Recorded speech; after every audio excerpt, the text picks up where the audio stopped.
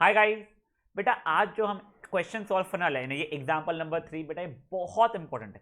Frequently asked है बेटा, आपके स्कूल एग्जामिनेशन में, बोर्ड्स के पेपर में आप प्रीवियस ईयर क्वेश्चन पेपर्स निकाल कर देख सकते हो बेटा। और साथ ही साथ बेटा ये क्वेश्चन थोड़ा लंबा है, तो आज के वीडियो में सिर्फ हम लोग एक ही मतलब यही क्वेश्चन सॉल्व करना रहे हैं। ये क्वेश्चन सॉल्व करने के आपको दो तरीके बताने वाला हूँ, बट वो सब कुछ करने के पहले ना मैं आपको एक याद दिलाता हूँ, प्रॉपर्टी काइट वाली। हम लोगों ने काइट की प्रॉपर्टी कब पढ़ी थी बेटा? ये 8th में पढ़ी थी, 9th में प्रूफ की थी, सर्कल्स चैप्टर जो था 9th में उसमें भी यूज की थी। इस बार ये वाले सर्कल्स चैप्टर में भी यूज करने वाले हैं, हमें प्रूफ करना पड़ता है उसे। तो देखिए आपको पहले तो काइट फिगर आई होप याद हो। ये देखिए, मान लीजिए कोई हमारा काइट फिगर है ए बी सी डी। बेटा काइट फिगर में क्या होता है, ये इक्वल होते हैं और ये दोनों ऐसे इक्वल होते हैं, ठीक है। अब इसे जो डायगनल्स जो रहते थे ना बेटा, ये डायगनल्स कैसे होते थे? एक दूसरे को परपेंडिकुलर होते थे। क्या होते थे बेटा? ये परपेंडिकुलर होते थे। डायगनल्स ऑफ काइट्स वो परपेंडिकुलर।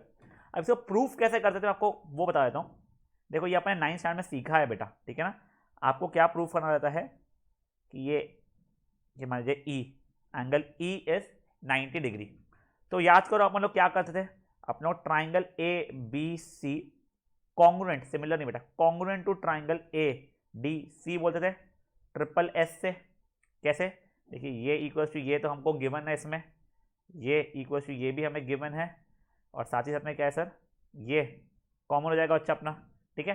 तो दोनों ट्राइंगल्स हमारे ट्रिपल एस से कॉन्ग्रुएंट होते थे, which implies angle B A C equal to angle D A C होता था हमारा सी पी सी टी से, ठीक है।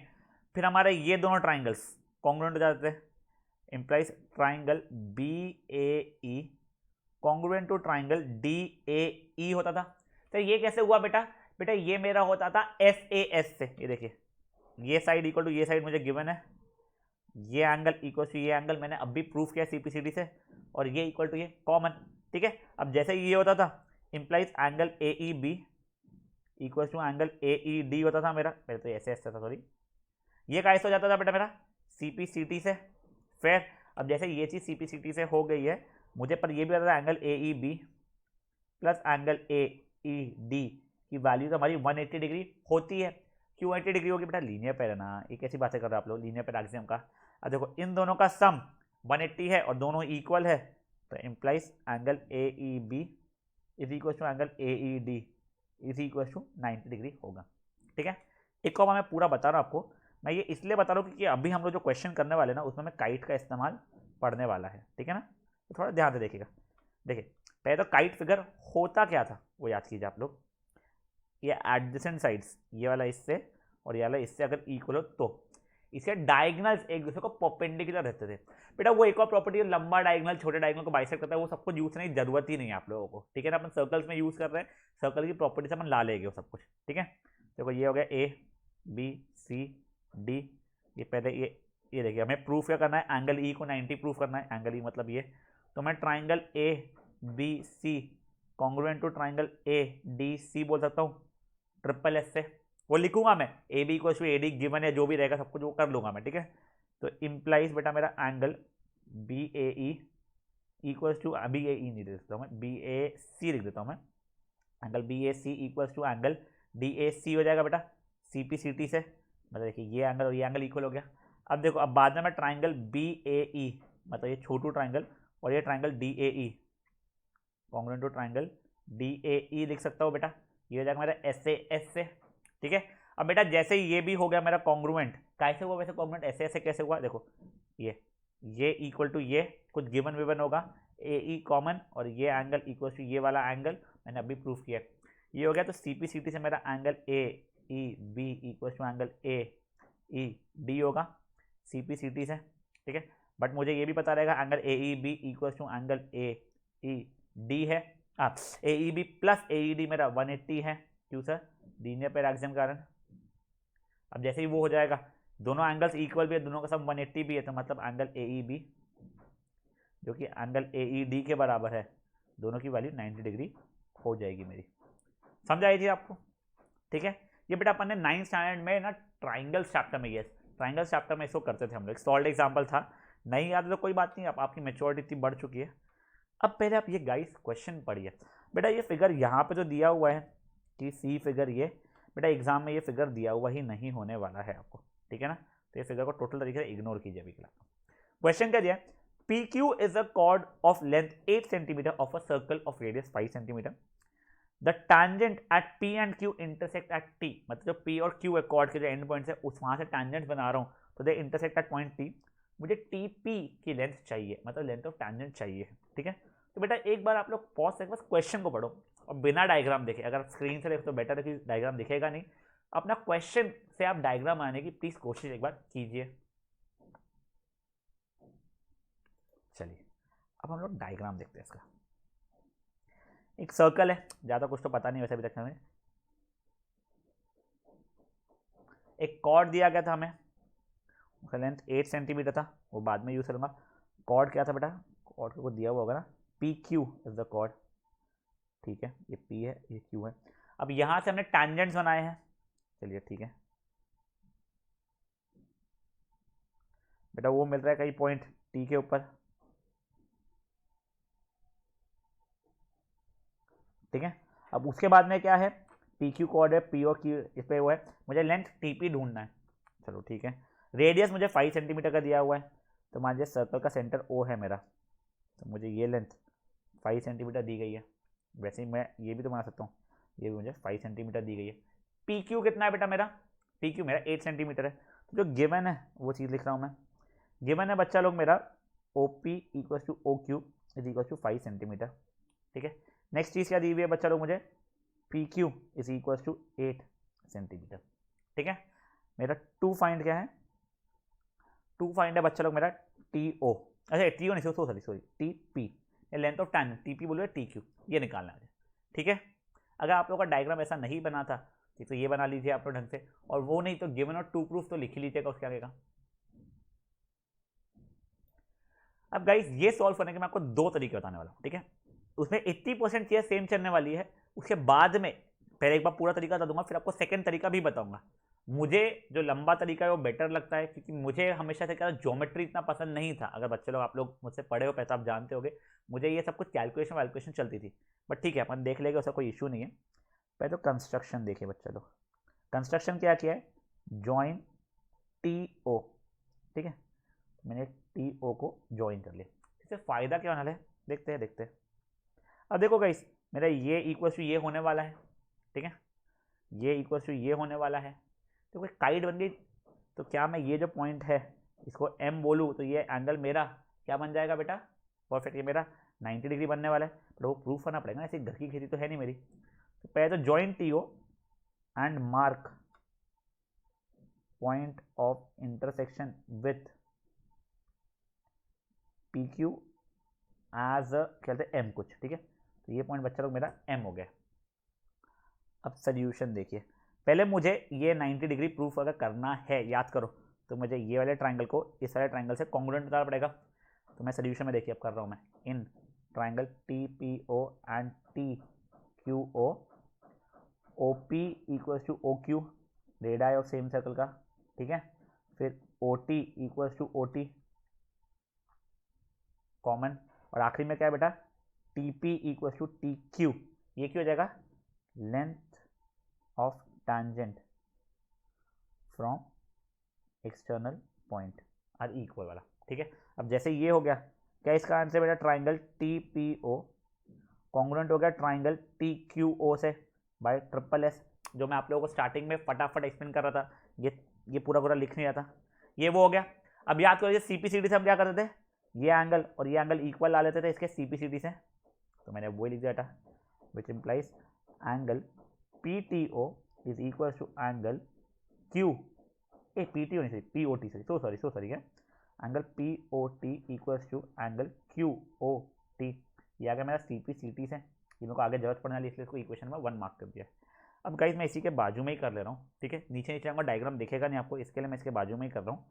देखिए अब क्या किया मैंने, इन ट्राइंगल, अब ये छोटू ट्राइंगल ये छोटू ट्राइंगल कॉन्ग्रुएंट कर रहा हूँ मैं, in triangle PMO and triangle QMO, PO equals to QO है मेरा, वही radii of the same circle वाला, ठीक है। MO इक्वल्स टू MO, ये मेरा कॉमन है बेटा, और साथ में क्या है, एंगल POM, देखिए POT यानी POM ही हो गया ना angle, is equal to angle Q O M, ये मैंने फ्रॉम 1 ला लिया है, ठीक है। अब बेटा जैसे ये आ गया implies triangle P M O मेरा कॉन्ग्रुएंट हो गया ट्राइंगल क्यू एम ओ से बाय एस ए एस, ठीक है। अब जैसे ये कॉन्ग्रुएंट हो गया implies angle P M O is equal to angle Q M O, C P C T है मेरा ये, आगे देखिए, but angle P M O plus angle Q M O मेरा 180 डिग्री होगा लीनियर पेयर एक्सियम के कारण, और इसके कारण मेरा एंगल पी एम ओ या फिर एंगल क्यू एम ओ मेरा 90 डिग्री हो चुका है, ठीक है ना। गाइस देखिए मैंने ज़्यादा कुछ नहीं किया अभी तक के, मैंने सिर्फ आपको इतना प्रूफ करके दिखा दिया है कि ये एंगल 90 डिग्री है। ये क्वेश्चन इटसेल्फ हमें 9th स्टैंडर्ड में पूछा जाता था, ठीक है ना। तो गाइस पहले आप लोगों से रिक्वेस्ट ये है कि आप लोग प्लीज़ फट से बस इतना सा क्या एंगल एम को आप लोग 90 डिग्री प्रूफ कर दीजिए मेरे लिए, ठीक है। चलो पॉज करके आप लोग प्लीज इतना सा फट से कर लीजिए। चलिए ग्रेट, अब आप लोगों का ये एम 90 डिग्री हो चुका है। अब बेटा देखो आपको अब भी याद है ये आपका 8 सेंटीमीटर दिया हुआ है पी क्यू, ठीक है। ये perpendicular from centre to the chord bisects the chord, याद है आप लोगों को। हाँ ये वो वाली प्रॉपर्टी यूज करूंगा मैं, सॉरी। देखिए अब देखिए P Q is equal to 8 centimetre, बस चलो मुझे ये चीज़ तो गिवन है। अब देखिए O M perpendicular to P Q है, इसको मैंने इक्वेशन नंबर 2 मान लिया, देखो जैसे 90 क्या था फ्रॉम 2, तो आपको ये रहता है उस कारण से बेटा मेरा पी एम की वैल्यू 4 हो जाएगी, तो P M equal to M Q is equal to 4 centimetre, दोनों हाफ हाफ हो जाएगा ना, Q perpendicular from centre to chord bisects. ये देखिए क्या किया हमने बेटा, ये मेरा ओ एम परपेंडिकुलर था पी क्यू को, ठीक है। तो 90 डिग्री अगर था तो इसको वो बाइसेक्ट करेगा, तो ये पूरा मेरा 8 था, तो मेरा ये भी 4 हो गया और ये भी 4 हो गया है। देखिए अब ये मेरा 4 सेंटीमीटर हो गया, ये हो गया। अब क्या, अब ये वाला ट्राइंगल देखो बच्चा लोग, आप लोग क्या मैं इस ट्राइंगल के अंदर पाइथागोरस लगा के एम ओ की वैल्यू निकाल सकता हूँ। तो देखिए 3 आ जाएगी, बच्चे लोगों को ट्रिपलेट पता आता है। In triangle P M O angle M is equal to 90 degree, ये कहाँ से आया, फ्रॉम 2 आया है, implies P M square plus M O square equal to P O का स्क्वायर, पाइथागोरस थ्योरम हो गया बेटा, देख लीजिए ये लगा रहा हूँ मैं। तो बेटा वो सॉल्व करूँ डायरेक्टली, एम ओ की वैल्यू आपको दिख रही है 3, तो लिख सकते हो implies M O equal to 3 centimetre. देखिए अब मैंने यहाँ तक के मैं क्या ला लिया बच्चा लोग, इसकी वैल्यू 3 सेंटीमीटर भी ला ली है। सब कुछ ठीक है यहाँ तक के, फाइन। अब बेटा देखो यहाँ तक के सोल्यूशन आपका कॉमन रहने वाला है, मैं आपको मेथड 1 से बताऊँ या मेथड 2 से बताऊँ, ठीक है। अब इसके बाद में मैं पहले थोड़ा लंबा वाला मेथड बता रहा हूँ, बट मैंने हमेशा नोटिस किया है जो मेरे स्टूडेंट्स रहते हैं उनको मेथड नंबर 1 ज़्यादा ईजी लगता है, इसीलिए मैं आप लोगों को मेथड नंबर 1 से ही बता रहा हूँ पहले, ठीक है। तो मेथड 2 से भी बता दूंगा, फेयर इनफ। चलिए पहले आप लोग ना एक काम करो, ये इतना सा मेरे लिए पूरा पूरा सॉल्व कर लो अपना खुद से, ठीक है ना, और एक बार क्वेश्चन आंसर को गो थ्रू कर लो आपने किया क्या है, क्योंकि आंसर बड़ा है नो डाउट, ठीक है। चलो पॉज करो, इसको इतना अच्छा प्रॉपर्ली गो थ्रू कर लो। यस अब देखो गाइस, अब क्या कर रहे हैं हम लोग ना, हम लोग let T M B equal to x and T P B equal to y use करने वाले, ठीक है। मैं लिख दिया लेट, अब देखिए ये यहाँ तक के में मेरा सब कुछ सेम चलने वाला है, ठीक है। ये यहाँ तक है, अब देखिए let T M B equal to x and T P B equal to y, ये मैंने ये लिख दिया है। अब देखिए टी एम पी जो ट्राइंगल है वो भी तो 90 डिग्री है, उसमें भी एम 90 है।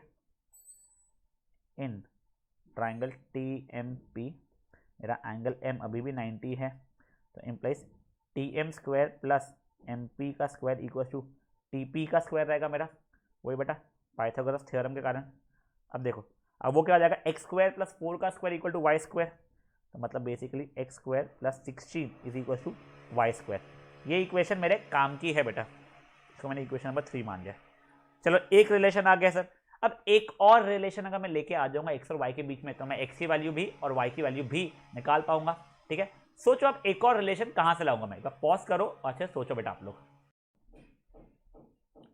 कुछ हुआ क्लिक बेटा? बेटा देखो आपको एक और थ्योरम था, कौन सा थ्योरम सर?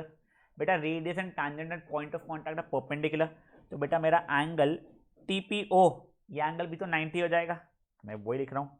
देखिए मैंने लिखा angle TPO equal to 90 degree. क्यों? Radius and tangent at point of contact are perpendicular, समझा ये? अब देखो जैसे आपने इसको 90 डिग्री प्रूफ कर दिया है, तो अब मैं ट्राइंगल TPO में भी तो पाइथागोरस थ्योरम लगा सकता हूँ ना। तब देखिए इम्प्लाइज मेरा इन ट्राइंगल TPO, मेरा P एंगल 90 है, तो TP square plus PO square equals to कितना हो जाएगा बच्चा मेरा? TP square plus TO square equals PO square equal to TO का स्क्वायर हो जाएगा, वही बेटा मेरा पाइथागोरस थ्योरम।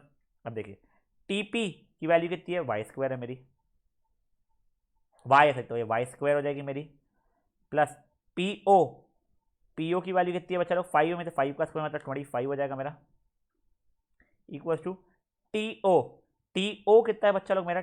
TO x नहीं है बेटा, x+3 है, तो इक्वल टू x+3 का होल स्क्वायर। अब बच्चा लोग ये खुलेगा a square plus 2ab plus b square के हिसाब से, ठीक है? तो y square plus 25 is equal to x square plus 6x plus 9 हो जाएगा मेरा, इसको इक्वेशन 4 बोला। अब ये थर्ड इक्वेशन का y स्क्वायर इसमें डाल रहा हूँ मैं, तो सब्सटीट्यूटिंग 3 in 4, तो उससे कारण क्या बेटा? वाई स्क्वायर की जगह क्या लिखूंगा? एक्स स्क्वायर प्लस 16, तो एक्स स्क्वायर प्लस 16, ये वाई स्क्वायर की जगह इतना लिखा है मैंने, ठीक है ना? Plus 25 is equal to x square plus 6x plus 9, ये एक्स स्क्वायर कट गया मेरा, ये सॉल्व किया मैंने, 6x इज इक्वल टू 32 हो गया, तो x की वैल्यू कितनी हो गई बेटा? 32/6 मतलब 16/3 हो गई। आ गया आंसर? नहीं बेटा मुझे x नहीं, मुझे y की वैल्यू चाहिए, तो चलो ठीक है। अब सब्स्टिट्यूटिंग x की value in 3, substituting x is equal to 16/3 in third equation कर लेता हूँ। तब देखिए तो मेरा क्या था third equation? X square plus 16 मतलब 16/3 का square plus 16 equal to y square था बच्चा लोग, 16 का स्क्वायर कितना था? 256 होता है, 256/9 plus 16 is equal to y square. LCM लिया तो 256 plus 16 9 144, the whole upon 9 is equal to y square, मतलब ये हो जाएगा 400/9 इक्वल टू वाई स्क्वायर, तो वाई इसका अंडर रूट हो जाएगा, तो implies y equal to under root of 400/9 मतलब 20/3 सेंटीमीटर। खत्म, आ गया मेरा आंसर। ये मेरा लेंथ ऑफ टैंजेंट है, TP is equal to 20/3 centimetre, implies TP equal to 20/3 centimetre हुआ है। समझा गाइस ये क्या हुआ है? ये देखो मैं को बताता हूँ आपको, यहां तक समझ आता है x square plus 16 equal to y square. अब मैं दूसरा रिलेशन ना बेटा ये वाला ट्राइंगल से लाया, TPO ट्राइंगल से लाया, बट कैसे लाया? एंगल TPO को मैंने 90 डिग्री बताया, वो कैसे बताया बेटा मैंने? Radius and tangent at point of contact perpendicular वाले थ्योरम से। देखो ये क्वेश्चन में दोनों थ्योरम यूज हो गए, अपन लोगों ने ये लेंथ इज इक्वल टू ये लेंथ वाला भी यूज कर लिया, साथ ही साथ ये 90 डिग्री को भी हमने प्रूफ कर लिया, ठीक है? इन्हें यूज कर लिया, प्रूफ नहीं सॉरी। अब जैसे ही उसमें पाइथागोरस थ्योरम लगाया बच्चा लोग, मैंने सॉल्व किया तो मुझे उसको मरते मरते एक्स की वैल्यू मिली, वो इक्वेशन प्राइमरी सॉल्व करके फिर एक्स से मैंने वाई भी निकाल दिया। तो बेटा ये हुआ तरीका नंबर 1, नो डाउट थोड़ा लंबा है पर ठीक है बेटा करना तो पड़ेगा ही। तो पहले आप लोगों को मैं इतना दिखाता हूँ जहाँ पे आपको एक्स की वैल्यू निकालने मिल जाएगी, फिर आप लोग नीचे का भी अपने आप ही कर लीजिएगा, तो मैं दिखा जरूर दूंगा।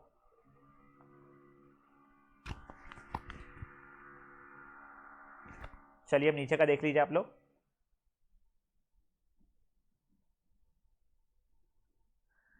अब गाइस ये तो हुआ था हमारा तरीका नंबर 1, ठीक है? अब मैं आपको तरीका नंबर 2 बताने वाला हूं, तो उसके लिए सॉरी बेटा देखिए, अब तरीका नंबर 2 जो है ना उसमें सिमिलैरिटी हम लोग यूज करने वाले हैं, ठीक है? तो गाइस अपन लोग ना अब ये यहां तक के सेम करते हैं उसके अंदर, ठीक है? ये इतना सेम रहेगा, ये इसके ऊपर तक का सेम रहेगा यहां तक का। उसके आगे हम लोग क्या करने वाले मैं आपको बताता हूं। पहले तो आप लोगों का एंगल TPO को 90 डिग्री बताना ही पड़ेगा, नो डाउट। उसके बाद में क्या होगा बच्चा लोग आप लोगों का, आप ये वाले ट्राइंगल को और ये वाले ट्राइंगल को सिमिलर करोगे। बेटा याद करो हमने ट्राइंगल्स चैप्टर के अंदर, याद है आप लोगों को, वो 90 डिग्री वाले ट्राइंगल्स पे, ये 90 डिग्री और ये अपन परपेंडिकुलर बना रहे, तो ये छोटू ट्राइंगल को ए से सिमिलर किया था, याद है ना ये चीज़ आप लोगों को? तो वैसे ही आपको वो दोनों ट्राइंगल को सिमिलर करना पड़ेगा। तो गाइस अब वो करना चाहना शुरू करते हैं, पर पहले एंगल TPO को 90 बता देते हैं अपन लोग यहाँ पे। देखिए angle TPO equal to 90 degree है मेरा, क्यू है, radius and tangent at point of contact are perpendicular. मैं छोटा छोटा लिख रहा हूँ बेटा, मैं जगह कम है इसके लिए, ठीक है। अब गाइस मैं सिर्फ और सिर्फ ने TPO वाला जो ट्राइंगल है उसको यहां बना रहा हूं मेरे लिए, खुद के कन्वीनियंस के लिए TPO, और बेटा मैंने ये परपेंडिकुलर बनाया, आई थिंक ये M था मेरा, ठीक है। अब देखो, अब ये जो बेटा मैंने यहाँ पे जो x और y माना है ना, वो यहाँ पे मानने की जरूरत नहीं है, किसी और चीज को x और y मानते हैं हम लोग, ठीक है। तो let angle T be equal to x, ठीक है। अब देखो angle T plus angle TPO plus angle O equal to 180 degree हो जाएगा मेरा एंगल सम प्रॉपर्टी कारण। तो x प्लस 90, TPO की वैल्यू 90 थी, plus angle O is equal to 180, तो बेसिकली एंगल O की वैल्यू 90 माइनस एक्स हो चुकी है। तो बच्चा लोग अगर ये x था तो ये मेरा 90 माइनस एक्स है, ये तो 90 था ही। अब देखो, अब ट्राइंगल TMP में भी वैसे एंगल सम प्रॉपर्टी लगाऊंगा, तो देखिए पहले तो ये लिखा था इन ट्राइंगल TPO, अब यहाँ पे in triangle TMP x, x का मतलब क्या होता है, angle T plus angle TMP plus angle TPM equal to 180, वही बेटा मेरा एंगल सम प्रॉपर्टी। अब जैसे ये किया तो देखिए x plus 90 plus angle TPM equal to 180 degree हुआ मेरा, तो इम्प्लाइज एंगल TPM मेरा 90 माइनस एक्स ये भी हो जाएगा, ठीक है। अब देखिए गाइस, ये मेरी यहाँ पे इक्वेशन नंबर 3 बनी है, ये मेरी इक्वेशन नंबर 4 बनी है, ठीक है। थोड़ा घुसा घुसा के लिखा है, but I am pretty sure आपको समझ में आ रहा है, उसका टेंशन इतना है नहीं हमें। चलो गाइस, पहले इतना कर लिया हम लोगों ने। अब क्या है, अब मेरा ट्राइंगल TMP और ट्राइंगल PMO मेरे सिमिलर हो जाएंगे, इम्प्लाइज ट्राइंगल TMP जब in triangle TMP and triangle PMO, क्या कर रहा हूं मैं, angle T equal to angle O, each मेरा कितने नहीं सही, एंगल T नहीं सही, यहाँ का एंगल P यानी angle TPM equal to angle POM, each 90 minus x के बराबर है बेटा मेरा, ठीक है। और angle PMT equal to angle PMO, ये ईच 90 डिग्री के बराबर है। तो देखो यहाँ का P, यहाँ का O, यहाँ का M, यहाँ का भी M, यहाँ का T, यहाँ का P, ट्राइंगल मेरे सिमिलर हो गए। कैसे हो बेटा, ये AA से सिमिलर हुए। देखो गाइस, ये अपने ट्राइंगल चैप्टर में कई बार ऐसे सिमिलर किया है, तो बेटा ये मैं आपसे एक्सपेक्ट करूँ कि आप ये सिमिलर खुद से कर पाओगे, ठीक है ना। तो पॉज करो, इतने को मेरे लिए सिमिलर प्रूफ करके बता दो एक बार फट से।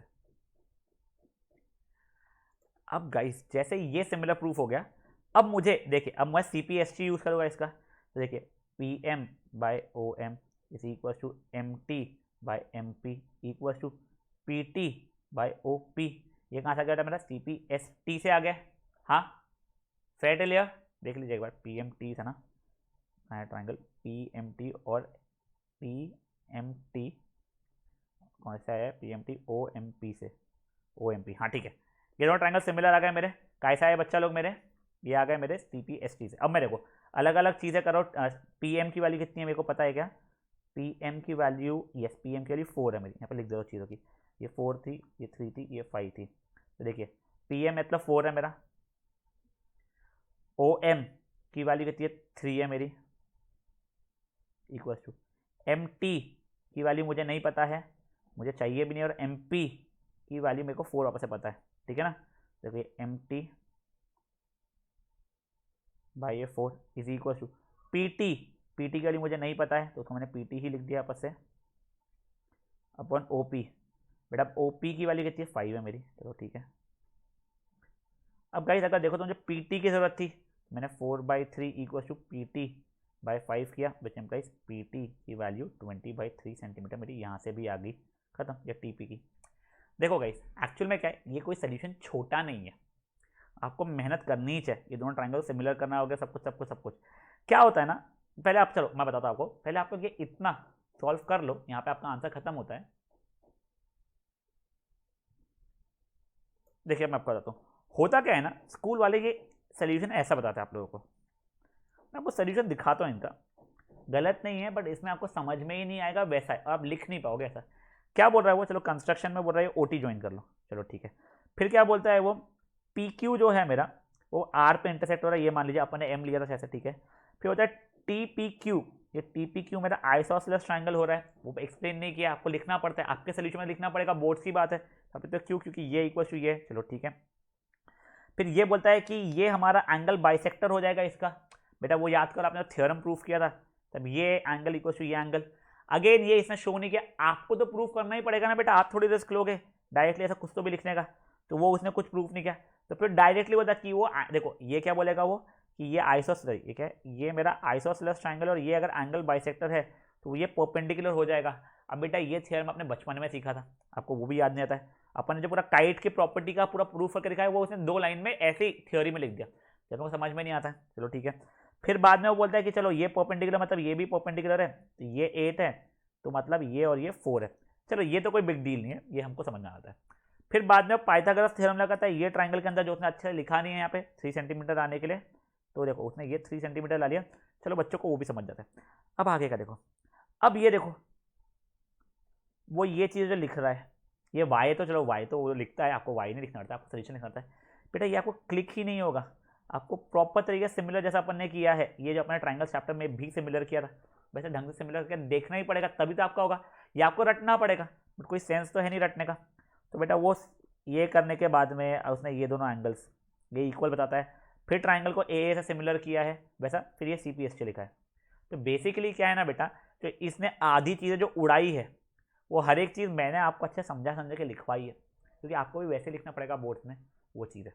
फिर नेक्स्ट जैसा अपन ने जो ये दूसरा तरीका था, अपन ने जो फर्स्ट तरीके से जो सॉल्व किया था उसने भी वही तरीके से यहाँ पे सॉल्व करके दिखाया है फिर अपने को, समझा। ये दोनों तरीके आप लोग कोई भी तरीके से कर सकते हो, वैसा है। मुझसे पूछोगे ना तो मुझे जो मैंने ग्रीन पेन से लिखा है आगे का वो ज़्यादा पसंद है। क्यों बेटा, मुझे ऐसा तरीका अच्छा लगता है, ये सिमिलैरिटी तो वैसे ही सर दर्द कर देती है मुझे, ठीक है। तो गाइस अब आपके ऊपर है, आप ये क्वेश्चन को कैसे सॉल्व करना चाहते हो। मेरा सजेशन ये, आप दोनों मेथड लिखे होगे आई होप, एक बार दोनों मेथड को गो थ्रू करो, ठीक है। फिर मैं आपको दोनों मेथड एक बार क्विकली क्रिस्पली बताने वाला हूँ, ठीक है। तो फट से एक बार दोनों मेथड को आप लोग पॉज करके गो थ्रू करो अपनी कॉपी से, ठीक है। फिर जो पार्ट नहीं समझेगा आपको जब मैं रिवाइज कराता रहूँगा तब समझ में आ जाएगा। पॉज करो, दोनों मेथड को गो थ्रू करो। चलिए बेटा, अब क्या किया था हम लोगों ने, हमारा जो सर्कल था उसमें पहले तो हम लोगों ने ये इसको ज्वाइन किया था, ठीक है। NCERT वालों ने ये ज्वाइन नहीं किया पर हमने किया है। क्यों, ये हो गया। इसके बाद में अपन लोगों ने ये जो काइट बन रहा था उसमें प्रूफ किया, तो ये एंगल इक्वल टू ये एंगल है। कैसे किया बच्चा लोग प्रूफ, अपन लोगों ने पहले दोनों ट्राइंगल्स को ट्रिपल एस से कॉन्ग्रुएंट CPCD से, फिर उसके बाद में हमने ये ट्राइंगल और ये ट्राइंगल को ऐसे कॉन्ग्रुएंट करने के कारण बताया कि हमारा ये एंगल और यहाँ पे एंगल जो रहेगा 90-90 ईच रहेगा। ये थोड़ा लंबा दिखने में है बट अपने को करना तो पड़ता ही है बेटा। फिर उसके बाद में हम लोगों ने क्या किया, जैसे हमें पता चला सर वो 90 है, ये पूरा मेरा 8 था, तो perpendicular from centre to the chord bisects the chord के कारण ये और ये मेरा 4-4 हो जाता है। कुछ बच्चे मुझे बोलते हैं सर जब ये ट्राइंगल और ये ट्राइंगल अपने कॉन्ग्रुएंट किया ही था तो CPCD से ये और ये इक्वल बता के वो तब 4-4 बोलते थे, वो भी चलता है, कोई प्रॉब्लम नहीं बेटा। आपने 4-4 बता दिया, ये यहाँ तक एक कॉमन है।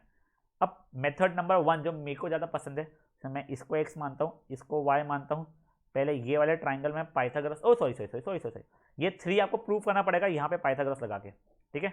अब देखिए मेथड नंबर 1 में 2 बार और पाइथागोरस थ्योरम लगेगा, एक बार यहाँ पे लगेगा, ठीक है। तो देखिए 4² + x² इक्वल टू y² हो जाएगा, क्योंकि ये एंगल मेरा 90 है, चलो ठीक है, उसे एक रिलेशन आता है।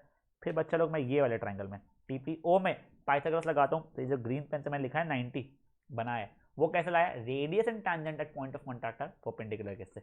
जैसे ही वो भी हो गया बच्चा लोग, फिर क्या हो गया बेटा, जैसे अब ये मेरा ट्राइंगल भी 90 हो गया तो y² + 5 का स्क्वायर इक्वल टू x + 3 का होल स्क्वायर। अब दो इक्वेशन है x और y के में, दोनों अपने इजीली सॉल्व हो जा रहे हैं। आपको पहले x की वैल्यू मिल रही है जो काम की नहीं है, फिर y की मिल रही है जो काम की है। ये हुआ मेथड नंबर 1 बेटा। मेथड नंबर 2 में क्या, जहाँ पे आपने 3 सेंटीमीटर को प्रूव किया है, उसके बाद में आप क्या करते हो, ये एंगल को आप 90 डिग्री बताते हो, ठीक है। फिर आप बोलते हो लेट दिस एंगल भी x, ये 90 था तो ये अपना 90 - x बनता है, और ये पूरे ट्राइंगल में भी क्योंकि ये 90 था तो ये एंगल अपना 90 - x बनता है। तो अपने दोनों ट्राइंगल ए से सिमिलर होते हैं। कैसे सर, देखो ये वाला एंगल 90 - x, ये वाला एंगल भी 90 - x, ये एंगल 90 और ये एंगल भी 90, तो उसके थ्रू हमारे दोनों ट्राइंगल ए से सिमिलर होते हैं। CPST लिखूंगा ना मैं ढंग से तो मेरा आंसर उससे भी आ जाएगा, ठीक है गाइस। समझा जाता है क्या हुआ है बेटा। ये क्वेश्चन इंपॉर्टेंट है, आपको लग रहा है बड़ा है, आप जब लिखोगे ना फट फट फट हाथ में बैठ जाता है बेटा। आपका हो गया ना, आपको जो मेथड पसंद है उस मेथड को एक बार वापस से आप सॉल्व कर लो। रटा नहीं रहा हूँ बेटा, आपके हाथ में बैठा रहो कि आपको हाँ पता रहे सीक्वेंस फ्लो ऑफ क्वेश्चन कैसा था, ठीक है। तो गाइस उतना कर लीजिएगा बेटा। अब इसके बाद में हम NCERT का एक और आखिरी क्वेश्चन जो है वो नेक्स्ट सेशन में हम लोग देखने वाले हैं। ठीक है, चलिए बाय गाइस।